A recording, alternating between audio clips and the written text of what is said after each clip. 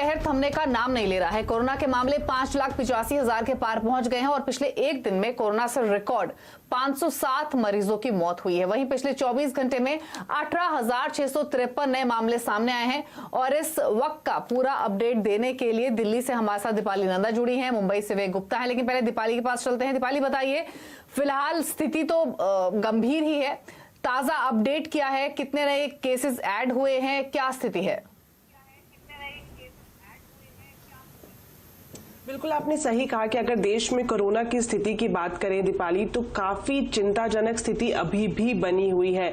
खास तौर पर पिछले 24 घंटे में जो सबसे निराशाजनक आंकड़ा रहा वो मौतों को लेकर रहा। 500 से ज्यादा लोगों की मौत कोरोना की वजह से सिर्फ पिछले 24 घंटे में हुई है। अब देश में जो मौत का आंकड़ा है वो 17,500 के पास पहुंच गया है। वहीं अगर हम कुल मरीजों की बात करें तो पिछले 24 घंटे में हमने देखा है कि 18,000 से ज्यादा नए पॉजिटिव मरीज देश भर में सामने आए हैं और जो संख्या है वो अब 6 लाख के पास पहुंचती हुई दिखाई दे रही है। स्वास्थ्य मंत्रालय का ये कहना है कि जो रिकवरी रेट है इसमें इंप्रूवमेंट दिखाई दे रहा है। अब तक करीब 3.5 लाख लोग ऐसे हैं जिन्होंने कोरोना को मात दी है, वो पूरी तरह से स्वस्थ है। और ऐसे लोग जो कि एक्टिव केसेस के अंदर आते हैं तो ऐसे मरीजों की संख्या देश भर में 2,20,000 से ज्यादा है। एक लेटेस्ट जानकारी जो ICMR की तरफ से दी गई है वो ये कि टेस्टिंग लगातार राज्यों में बढ़ाई जा रही है। अब तक 30 जून तक बात करें तो ICMR के मुताबिक 88,26,585 कोरोना टेस्ट देश भर में किए गए हैं और ये संख्या लगातार बढ़ाई जा रही है। एक और अपडेट जो मंत्रालय की तरफ से दिया गया है वो ये कि जो इतना नंबर बढ़ता हुआ हमें दिखाई दे रहा है, करीब 6 लाख तक पहुंचता हुआ ये आंकड़ा दिखाई दे रहा है। इसमें जो सबसे बड़ा कंट्रीब्यूशन है वो महाराष्ट्र, तमिलनाडु, दिल्ली, गुजरात, राजस्थान और पश्चिम बंगाल 70% से ज्यादा केसेस इन 4 से 5 राज्यों में से ही सामने आए हैं। यहां पर एक और मैं अपडेट आपको देना चाहूंगी, वो जो कि रामदेव की दवाई कोरोनिल से जुड़ा हुआ है। हमने देखा है कि किस तरह से विवादों में घिरी रही कोरोनिल और आज रामदेव की तरफ से बाकायदा एक प्रेस कॉन्फ्रेंस करके ये बताया गया कि आयुष मंत्रालय को जो सबसे बड़ी आपत्ति थी वो ये कि जो क्योर वर्ड का इस्तेमाल किया जा रहा था कि कोरोनिल पूरी तरह से कोरोना से क्योर करती है, उसकी जगह कोविड मैनेजमेंट शब्द का इस्तेमाल करके उसकी मार्केटिंग की जाएगी। रामदेव ने आज ये जानकारी दी कि जो कोरोनिल के लिए जो क्लिनिकल ट्रायल हुआ था उसमें 1 हफ्ते के अंदर जितने भी मरीजों को ये दवा दी गई थी वो पूरी तरह से ठीक हुए। तो इसी दावे के साथ एक बार फिर से पतंजलि ने तैयारी कर ली है कोरोनिल की मार्केटिंग करने की, लेकिन अब क्योर शब्द की जगह कोविड मैनेजमेंट दवाई के तौर पर इसे बाजार में बेचा जाएगा। ठीक है, तो ये अपडेट आपको बताई है दीपाली ने। लेकिन बॉम्बे का हाल जान लेते हैं, जहां पर धारा 144 भी लागू हुई है और लॉकडाउन और सख्त हो सकता है कुछ इलाकों में। विवेक गुप्ता हैं हमारे साथ पूरी डिटेल्स के साथ। बताइए, मुंबई का क्या ताजा हाल है कोरोना से जुड़ा हुआ? दीपाली, आपको बताना चाहिए कि मुंबई की हालात ठीक नहीं है और अब तक का जो डेटा आपका सामने आया है कि मुंबई में 77,000 से ज़्यादा मामले हो चुके हैं और 4,600 से ज़्यादा मौतें हो चुकी हैं। अगर हम ओवरऑल महाराष्ट्र की बात करें तो महाराष्ट्र में आंकड़ा काफ़ी डरावने वाला है। 1,75,000 से ज़्यादा मामले सिर्फ और सिर्फ महाराष्ट्र में। तो अंदाजा लगा सकते हैं कि पूरे हिंदुस्तान में जितने 6 से 7 राज्यों को में उतने आंकड़े नहीं हैं जितने सिर्फ मुंबई और महाराष्ट्र में। यही वजह है कि मुंबई के आसपास जितने भी इलाके हैं, जहां हम थाने, डोंबिवली, कल्याण, नवी मुंबई और मीरा भाईंदर रोड की बात करें, मीरा भाईंदर म्युनिसिपल कॉर्पोरेशन, वहां पे अभी साफ तौर पर पूरी तरह से लॉकडाउन की तैयारी की जा रही है। बताया जा रहा है कि कल 2 तारीख से लेकर 12 तारीख तक ये पूरी तरह 10 दिन तक लॉकडाउन जारी रहेगा और इस लॉकडाउन के दौरान सिर्फ और सिर्फ एसेंशियल की जो चीजें की दुकानें होती हैं जैसे कि किराना और दूध की दुकानें खुली रहेंगी। कोई भी अपने घर से बाहर नहीं निकल सकता है अनटिल अनलेस कोई मेडिकल इमरजेंसी ना हो। तो जिस तरीके से लॉकडाउन 1 था वही रूल्स रेगुलेशन पूरे इन इलाकों में किए जा रहे हैं और साफ तौर पर जो म्युनिसिपल कमिश्नर हैं थाने के या फिर मीरा भाईंदर के म्युनिसिपल कमिश्नर, उन्होंने साफ तौर पर कह दिया है कि जिस तरीके से मामले बढ़ रहे हैं वो काफी ज्यादा चिंताजनक है। यही वजह है कि 10 दिन का लॉकडाउन, स्ट्रिक्ट लॉकडाउन करना बेहद जरूरी हो गया है ताकि जो नंबर्स लगातार इन जगहों पर बढ़ रहे हैं वो किसी तरह से कंट्रोल में लाए जा सके। वहीं अगर हम मुंबई की बात करें तो मुंबई में एक बार फिर से धारा 144 को लागू कर दिया गया है, लेकिन आपको बताना चाहेंगे धारा 144 पिछले 3 महीने से मुंबई में जारी था।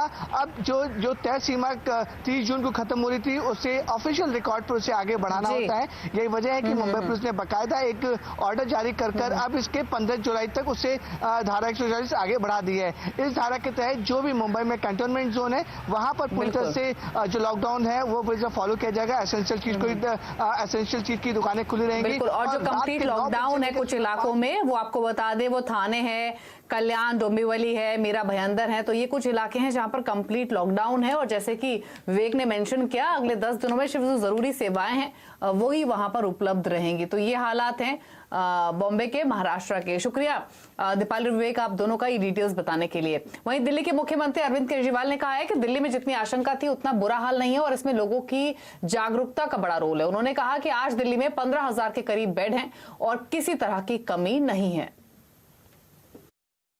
ये हम सब लोगों की, आप लोगों की, हम सब लोगों की, दिल्ली वासियों की मेहनत का नतीजा है। डॉक्टर्स की, नर्सेज की, सारे समाज की मेहनत का नतीजा है कि हमने फिलहाल स्थिति को कंट्रोल कर लिया। आज हमने 15,000 बेड्स का इंतजाम कर रखा है दिल्ली में, लेकिन केवल 5800 मरीज हैं। तो मरीजों की संख्या आज की डेट में दिल्ली में दिन ब दिन बढ़ने की बजाय कम होती जा रही है। और मुंबई के सबसे मशहूर और सबसे बड़े गणेश मंडल लाल बागचा राजा की मूर्ति इस साल गणेश उत्सव पर स्थापित नहीं की जाएगी। कोरोना के बढ़ते मामलों की वजह से ये फैसला लिया गया है। 85 साल में पहली बार ऐसा होगा जब इस परंपरा को तोड़ा जा रहा है। इसके बदले मंडल 11 दिन का आरोग्य उत्सव मनाएगा। इस पर लाल बाग से ज्यादा जानकारी दे रहे हैं हमारे संवाददाता विवेक गुप्ता।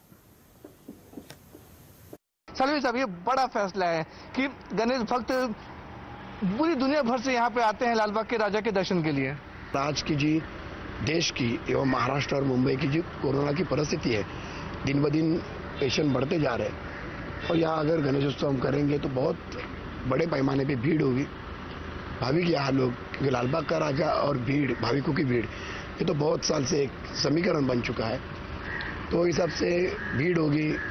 पुलिस प्रशासन, मुंबई महानगर पालिका प्रशासन, BST, ऐसा सब लोगों के ऊपर बहुत बड़ा लोड आ जाएगा और वो हिसाब से भाविकों के स्वास्थ्य के लिए हम लोगों ने ये साल में उत्सव नहीं करने का निर्णय लिया है। और जो आरोग्य उत्सव करके हम लोग करने जा रहे हैं वो 11 दिन में यहाँ ब्लड डोनेशन कैंप मुंबई के जितने अस्पताल है, जितना ब्लड कम है उतना पूरा रिक्वायरमेंट उनका रहेगा, उतना पूरा करेंगे। उसके बावजूद प्लाज्मा डोनेशन थेरेपी, उसके बारे में हम लोगों ने वर्कआउट किया है। KM अस्पताल ब्लड बैंक के साथ हमारी चर्चा शुरू है। आज हम लोगों ने लालबाग के राजा के मंडल की तरफ से 25 लाख रुपया मुख्यमंत्री सहायता निधि के लिए तुरंत देने का निर्णय किया है। आजकल में वो दे देंगे तुरंत। एवं लालबाग के यहाँ महाराष्ट्र में जितने भी पुलिस कर्मचारी शहीद हो गए कोरोना में, उनके सम्मान में उनकी वीर माता, वीर पत्नी, उनके पूरा परिवार के लिए हम लोग सम्मान करेंगे उनका यहाँ। उसके बावजूद आज चाइना बॉर्डर पे गलवान में आज जो चालू है, वहाँ भी हमारे बहुत सारे जवान शहीद हो गए। उनके फैमिली के लिए वीर पत्नी, वीर माता, उनका परिवार है, उनका भी यहाँ हम लोग सम्मान करेंगे। ऐसा फिलहाल डिसीजन लिया है। कोरोना की रफ्तार तेज हो रही है और मगर ये कहां तक बढ़ेगी और कब इसका प्रकोप घटेगा, आज आवाज अड्डा में हम इसी पर करेंगे बड़ी चर्चा शाम 5:57 पर।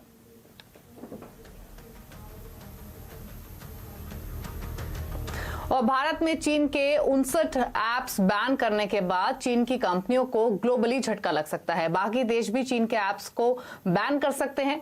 इधर FCC ने भी चाइनीज कंपनी हुआवे और ZTE को सुरक्षा के लिए खतरा बताया है। ज्यादा जानकारी के लिए हमारे साथ असीम मनचंदा बने हुए हैं। असीम, बताइए चीन की अब कैसे घेराबंदी हो रही है और जो ये खबर है कि अब भारत के बाद बाकी देश भी ऐसा कोई सख्त कदम उठा सकते हैं, क्या डिटेल्स हैं? देखिए, भारत के 60 के करीब चाइनीज ऐप के ऊपर रोक लगाने के बाद चाइनीज कंपनियों के ऊपर दबाव जो है वो भी बढ़ गया है। बाकी कई देश जो है चाइनीज कंपनियों के ऊपर या चाइनीज ऐप्स के ऊपर रोक जो है वो लगा सकते हैं, तो इसका खतरा जो है लगातार उसके ऊपर जो है मंडरा रहा है। जो FCC है उसने भी चाइनीज कंपनी हुआवे और ZTE को लेकर के चेतावनी जो है जारी की है। उनके मुताबिक ये दोनों कंपनियां जो है देश की सुरक्षा के लिए खतरा है। अगर मैं भारत की बात करूं तो भारत ने भी इसके ऊपर कार्रवाई करने की शुरुआत जो है कर दिया है। टेलीकॉम कंपनियों ने ऐप्स जो है उनको बंद करने की शुरुआत जो है वो कर दी है। टिकटॉक जो है पूरी तरह से सब फोनों पर चलना जो है बंद हो गया। धीरे धीरे बाकी सारे चाइनीज ऐप जो है वो भी चलना जो है बंद हो जाएंगे। IT मिनिस्ट्री ने इसको लेकर के एक पैनल जो है वो भी बना दिया है। पैनल जो है जल्दी सभी जो चाइनीज कंपनी है उनके प्रतिनिधियों से मुलाकात जो है वो करेगा और जो भारत का डाटा जो है बाहर चाइनीज सर्वर पर भेजा जा रहा था, जो कंसर्न्स थे उसके बारे में इनसे डिस्कस जो है वो किया जाएगा। अगर मैं BSNL MTNL की बात करूं तो BSNL ने अपना 4G का अपग्रेडेशन का टेंडर जो है वो रद्द कर दिया है और खासतौर पे कि अब नया टेंडर जो कंपनी जो है वो जल्दी जारी करेगी और उसमें शर्त रखी जाएगी कि जो चाइनीज कंपनियां हैं ZTE और हुआवे वो इसके अंदर पार्टिसिपेट जो है वो नहीं कर सकेंगी। तो कुल मिलाकर के जो चाइनीज कंपनी उनके ऊपर लगातार दबाव जो है बनाया जा रहा है ताकि जो भी डाटा जो है पहले बेच रही थी बाहर, सुरक्षा से खिलवाड़ जो है वो कर रही थी, वो अब जो है कंपनी जो है वो नहीं कर पाएंगी। सरकार लगातार इनसे डिस्कशन जो है वो भी कर रही है, लेकिन जिस तरह से भारत की सुरक्षा के साथ खिलवाड़ किया जा रहा था, सरकार अब इसको लेकर के झुकने के मूड में नहीं है। शुक्रिया सी में डिटेल्स बताने के लिए। तो अब चीन की ग्लोबल घेराबंदी हो रही है और इसीलिए चीनी कंपनियों को बड़ा झटका लग सकता है। लेकिन आगे बढ़ेंगे और कोरोना संकट के बीच आज से कई तरह के बदलाव हुए हैं जिसका सीधा असर आपकी जेब पर पड़ेगा। इनमें से कई ऐसे बदलाव हैं लॉकडाउन की वजह से जो दी गई थी जिसकी म्याद आज खत्म हो रही है। आपकी रोजमर्रा की जिंदगी में और क्या क्या बदल रहा है बताने के लिए प्रकाश प्रियदर्शी हमारे साथ मौजूद है। प्रकाश, बताइए क्या क्या बदलाव हो रहे हैं आज से। देखिए, आज से आम आदमी की ज़िंदगी से जुड़े तमाम तरह के नियम बदल गए हैं और इसका सीधा असर आपकी जेब पर पड़ने जा रहा है। शुरुआत बैंकों से ही कर लीजिए। अगर आप दूसरे बैंक के ATM का इस्तेमाल तय बार से ज़्यादा करते हैं तो आपको इस पर पेनाल्टी जो है चुकाना होगा, चार्ज देना होगा, जैसा कि आप मार्च से पहले कर रहे थे। लॉकडाउन की वजह से इसमें छूट मिली हुई थी। बैंक खाते में आपको मिनिमम बैलेंस अब बना कर रखना होगा।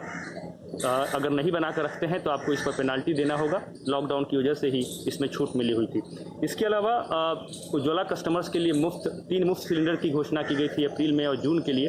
उस स्कीम की मियाद भी खत्म हो गई है। हालांकि ये विकल्प रहेगा कि अगर जिन कस्टमर्स ने 1 या 2 सिलेंडर नहीं लिए हैं वो मार्च 2021 तक इसका फ़ायदा उठा सकते हैं।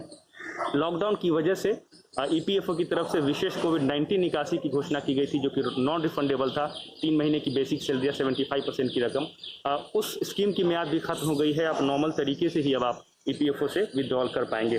आज से अगर आप म्यूचुअल फंड खरीदते हैं तो आपको स्टैम्प ड्यूटी चुकाना होगा। टैक्स मामलों के लिए जो मिनिस्ट्री स्कीम सबके विश्वास योजना की घोषणा की गई थी उसकी भी मियाद आज से खत्म हो गई है। PPF और सुकन्या समृद्धि स्कीम जो है, जिन लोगों ने मिनिमम किस्त जो है वो नहीं जमा किए थे 19-20 के लिए, उनके लिए जो 30 जून तक की छूट थी उसकी भी मियाद खत्म हो गई है। इसके अलावा कंपनियों का जो ऑनलाइन रजिस्ट्रेशन है वो भी आसान हो गया है। आधार के जरिए आप ऑनलाइन रजिस्ट्रेशन अब कर पाएंगे। शुक्रिया प्रकाश ये डिटेल्स बताने के लिए। वहीं आज भारत में नेशनल डॉक्टर्स डे और चार्टर्ड अकाउंटेंट डे है।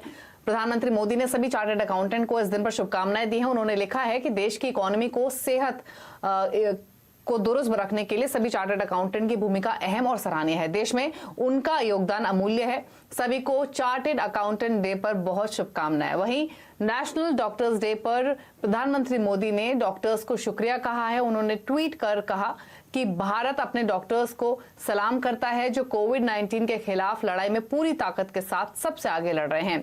आपको बता दें कि मशहूर डॉक्टर बिधान चंद्र रॉय की याद में भारत में 1 जुलाई को नेशनल डॉक्टर्स डे मनाया जाता है और 1 जुलाई को बिधान चंद्र रॉय की जयंती और पुण्यतिथि होती है। इसीलिए उनके सम्मान में डॉक्टर्स का आभार जताया जाता है। डॉक्टर हमें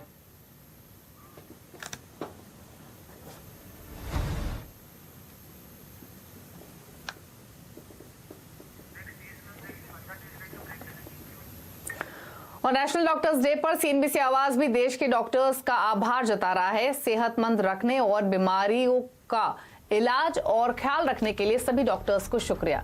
तो आज शाम 5:27 पर हमारे साथ जरूर जुड़िए और देखिए डॉक्टरों की कहानी उनकी जुबानी थैंक यू डॉक्टर साहब। आवाज समाचार और बात करेंगे मार्केट अपडेट की। बाजार में 2 दिनों की सुस्ती के बाद आज जोरदार एक्शन देखने को मिला है। आज निफ्टी 1% से ज्यादा की मजबूती लेकर 10,400 के पार टिकने में कामयाब रहा है। निफ्टी बैंक पर नजर डाले तो यहां 600 अंकों की जोरदार तेजी देखने को मिली है। आज सरकारी बैंक और एनबीएफसी स्टॉक्स ने बाजार में जोश भरा है। आज के सेशन का पूरा अपडेट देने के लिए सुमित मेहरोत्रा हमारे साथ है। सुमित, बताइए पहले तो आज के सेशन के की हाइलाइट्स। शुक्रिया दीपाली। देखिए, आज मार्केट में एक अच्छा मोमेंटम शुरुआती कारोबार में आया और वो धीरे धीरे बढ़ता रहा और सेकंड हाफ में स्ट्रेंथ और बढ़ी और करीब 300-400 अंकों के आसपास का उछाल सेंसेक्स में आता हुआ दिखाई पड़ा और एक अच्छी तेजी रही। लीड किया बैंक्स ने, एनबीएफसी स्पेस ने, जो कि आज एक अच्छे ड्राइवर रहे मार्केट्स में। साथ साथ मिड कैप स्मॉल कैप में भी खरीदारी देखने को मिली। पूरे अगर सेशन की बात करें तो majorly mid cap small cap आज पार्टिसिपेट करते हुए दिखाई पड़े। बैंक्स, एनबीएफसी में तेजी रही। थोड़ा प्रेशर जरूर देखने को मिला pharma, capital goods, power space के अंदर। एक्सिस बैंक टॉप लीडर के तौर पर रहा। ऑटो सेल्स के नंबर्स के बीच में आज मिला जुला कामकाज दिखा रहा था। बहुत ज्यादा वहां पर मूव आता हुआ दिखाई नहीं पड़ा और ओवरऑल एक अच्छे सेशन के तौर पे आप इसे देख सकते हैं। और मार्केट्स में आज एक और दिन जबकि मार्केट में एक अच्छा मूव आता हुआ दिखाई पड़ा। इसके अलावा सुमित, अगर सेक्टर या फिर स्टॉक स्पेसिफिक देखें तो सबसे ज्यादा एक्शन कहां देखा? देखिए, पहले निफ्टी के बढ़ने वाले शेयरों की बात की जाए। सबसे पहला नाम है एक्सिस बैंक का। 6-6.5% के आसपास का उछाला जाता हुआ दिखाई पड़ा। इसके अलावा यूपीएल, बजाज फिनसर्व और एचडीएफसी हैवी वेटेज वाले स्टॉक जहां पर एक अच्छा मूव आता हुआ दिखाई पड़ा। निफ्टी के लूजर्स में एनटीपीसी, श्री सीमेंट, नेस्ले और एलएनटी कुछ ऐसे नाम जहां पर आज के सत्र में दबाव रहा। मिड कैप गेनर्स में IB housing, Bharat forge, Canara bank, Manappuram कुछ नाम रहे जहां पर आज के सत्र में तेजी देखने को मिली। इसके अलावा मिड कैप लूजर्स में जेएसपीएल, आइडिया, ग्लेनमार्क, एमआरएफ, ये कुछ ऐसे नाम रहे जहां पर दबाव आता हुआ दिखाई पड़ा। एफएनओ गेनर्स के तौर पे इंडिया बुल्स हाउसिंग, इनफैक्ट पूरे हाउसिंग फाइनेंस की तेजी को ये लीड कर रहा था। साथ ही साथ उज्जीवन, बैंक ऑफ बड़ौदा और एक्सिस बैंक में भी खरीदारी आते हुए दिखाई पड़ी। एफएनओ लूजर्स में जेएसपीएल, आइडिया, ग्लेनमार्क और कोलगेट में आज स्टीप फॉल था। 3-3.5% तक की गिरावट एक समय में देखने को मिली। बैंकिंग के तौर पे सबसे पहला नाम एक्सिस बैंक का, बैंक ऑफ बड़ौदा का, पीएनबी और फेडरल बैंक, कुछ और ऐसे नाम जहां पर आज के सत्र में तेजी रही। इसके अलावा एनबीएफसी गेनर्स में बजाज फाइनेंस, चोलामंडलम, एम&एम फाइनेंस और श्रीराम ट्रांसपोर्ट में भी खरीदारी का सत्र आज के सत्र में रहा। इसके अलावा कैपिटल गुड्स के अंदर आज थोड़ा प्रेशर देखने को मिला, जिसमें थर्मैक्स, एलएनटी में प्रेशर रहा। हेवेल्स और अदानी ग्रीन लोअर सर्किट यहां पर लगता दिखाई पड़ा 5% के आसपास का। साथ ही साथ स्टॉक्स इन न्यूज में आज लॉरस लैब में खबर आई, सेकंड हाफ में कुछ परफॉर्मेंस देखने को मिली। एनएलसी इंडिया, टाटा स्टील और एक्सिस बैंक बोर्ड मीटिंग से पहले यहां पर भी खरीदारी आते हुए दिखाई पड़ी। तो ओवरऑल एक अच्छा सेशन, जबकि मिड कैप स्मॉल कैप की तरफ से भी मेजरली पार्टिसिपेशन आता हुआ दिखाई पड़ा। शुक्रिया सुमित, डिटेल्स बताने के लिए। तो अच्छा सेशन रहा और इस महीने की जो शुरुआत है वो अच्छे नोट पर हुई है। लेकिन मुंबई में अचानक बड़े बिजली बिल से क्या सेलिब्रिटी और क्या आम लोग सभी परेशान हैं। सोशल मीडिया पर इस बाबत कई बॉलीवुड एक्टरों ने पोस्ट भी करना शुरू कर दिया है। लेकिन बिजली कंपनियां लॉकडाउन के बाद बिजली मीटर गणना प्रक्रिया में बदलाव का हवाला देकर अपना पल्ला झाड़ रही हैं। देखिए रिपोर्ट। नवी मुंबई के संजय गायकवाड़ को बिजली बिल ने जोरदार झटका दिया है। जून के बिल में अचानक 5 गुना का इजाफा देखकर वो हैरान हैं। इंक्वायरी करने पर पता चला कि पिछले कुछ महीनों से उन्होंने सिर्फ एवरेज बिल का भुगतान किया था, इसलिए अब बकाया भी भरना होगा। इस बार का बिल जो आया है वो 30,000 रुपया है, जो कि 5 गुना ज़्यादा है। तो इससे हम लोगों को काफ़ी परेशानी है बिजली का बिल भरने में, क्योंकि पिछले 3-4 महीने से लॉकडाउन चालू है और कोई इनकम भी नहीं है। तो हमने क्या किया, बिजली कंपनी में जाके पता किया कि ये बिजली का बिल सही है गलत है। तो उन्होंने बोला as per the meter reading, मतलब पिछला मीटर रीडिंग जो उन्होंने लिया था और अभी का मीटर रीडिंग वो दिखाया मेरे को, और उन्होंने बोला ये बिजली का बिल सही है, क्योंकि नॉर्मली आपसे पिछले 2-3 महीने में ज़्यादा लिया नहीं है, क्योंकि लॉकडाउन के दौरान उन्होंने आके मीटर रीडिंग भी चेक नहीं किया था। अचानक बड़ी बिजली बिल से आम आदमी के साथ बॉलीवुड हस्तियां भी परेशान हैं। तापसी पन्नू, हुमा कुरैशी, नेहा धूपिया और डीनो मोरिया समेत कई कलाकारों ने तो सोशल मीडिया पर खुलकर अपना बिल और आक्रोश दोनों पोस्ट किया है। पहले जो महीने थे उसमें हमारा कंजम्पशन एवरेज 100 था। जब भी जून का बिल आया तभी जून के बिल में उन लोगों ने रीडिंग लिया हुआ है। अब जून का रीडिंग लेने की वजह से क्या हो गया कि जून की रीडिंग में ये महीने का 100 और पुराने महीने का 150 ऐसे मिलके हमें 250 यूनिट का बिल आ गया। इसकी वजह से हमारा कंजम्पशन जो है वो बढ़ गया, बिल दुगना तिगुना चौगुना आ गया हुआ है। लेकिन बिजली कंपनियों ने सफाई में प्रेस रिलीज जारी कर दिया है। अदानी और टाटा पावर का कहना है कि बिल की रकम ज्यादा इसलिए दिख रही है क्योंकि लॉकडाउन के दौरान गणना प्रक्रिया में बदलाव किया गया था। दरअसल लॉकडाउन के दौरान महाराष्ट्र इलेक्ट्रिसिटी रेगुलेटरी कमीशन ने एक गाइडलाइन जारी की थी, जिसमें बिजली कंपनियों को मार्च और अप्रैल के बिलों की गणना मीटर रीडिंग से नहीं बल्कि दिसंबर, जनवरी और फरवरी की एवरेज बिल के आधार पर करने का निर्देश दिया गया था। सर्दियों में खपत कम होने की वजह से मार्च और अप्रैल का बिल काफी कम रहा, लेकिन जून से मीटर रीडिंग दोबारा शुरू होने पर मार्च, अप्रैल और मई के बिल का बकाया जून में वसूला जा रहा है। कंपनियों का ये तर्क सभी के लिए जायज हो ये जरूरी नहीं। महाराष्ट्र इलेक्ट्रिसिटी रेगुलेटरी कमीशन ने बिजली डिस्ट्रीब्यूशन कंपनियों के साथ रिव्यू मीटिंग भी की है, जिसमें 2 गुना बिल पर कंज्यूमर को EMI में बिल चुकाने और सब डिविजनल हेल्प डेस्क बनाने का आदेश दिया गया है। अगर फिर भी कंज्यूमर संतुष्ट न हो तो इलेक्ट्रिसिटी ओम्बड्समैन में शिकायत दर्ज करा सकते हैं। सिल्की सिंह, मुंबई। और इसी के साथ फिलहाल इस बुलेटिन में इतना ही। लेकिन खबरों पर लगातार अपडेट के लिए CNBC आवाज से जुड़े रहिए ट्विटर, फेसबुक और यूट्यूब के जरिए। नमस्कार।